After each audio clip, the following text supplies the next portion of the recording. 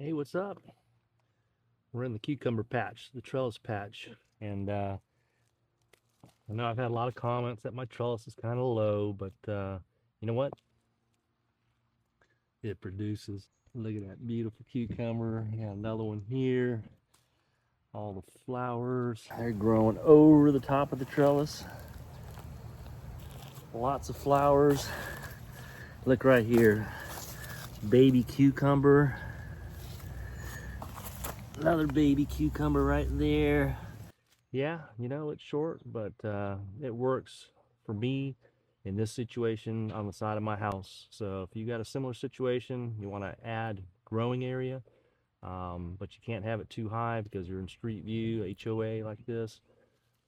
Nice low trellis, about 4 feet tall, 8 foot long when flat. It works. It works. All right. Thanks for watching. See you on the next video.